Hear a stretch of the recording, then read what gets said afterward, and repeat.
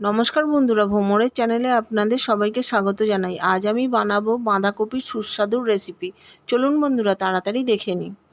প্রথমে বাঁধাকপিকে কেটে নিয়ে ভালো করে ধুয়ে নিয়ে প্রেসার কুকারে দিয়ে অল্প নুন আর জল দিয়ে 3টে হুইসেল দিয়ে দেব। কড়াই গরম হলে তেল দিয়ে গোটা জিরে, তেজপাতা, বড় এলাচ দিয়ে একটু ভেজে নেব। ছোট করে কেটে রাখা পেঁয়াজ, আদা, রসুন, কাঁচা লঙ্কা দিয়ে সবাইকে ভালোভাবে ভেজে নেব।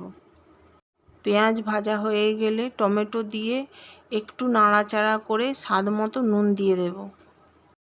হলুদ গুঁড়ো, লাল লঙ্কার গুঁড়ো, জিরে গুঁড়ো, ধনে গুঁড়ো, চিং চাইনিজ মশলা, চিকেন মশলা, চিং চাইনিজ চাটনি দিয়ে সমস্ত মশলাকে ভালো করে ভেজে নেব।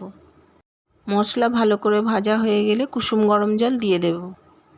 কড়াইশুঁটির কড়াই, সেদ্ধ করে রাখা বাঁধাকপি, সেদ্ধ আলু দিয়ে ভালোভাবে মিশিয়ে নেব।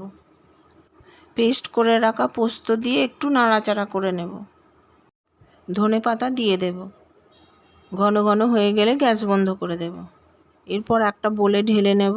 ওপর থেকে গরম মশলা আর ধনেপাতা দিয়ে দেব। বন্ধুরা, আমি যেইভাবে বানিয়েছি ওইভাবে বানান আর আমাকে কমেন্ট করুন কেমন হয়েছে।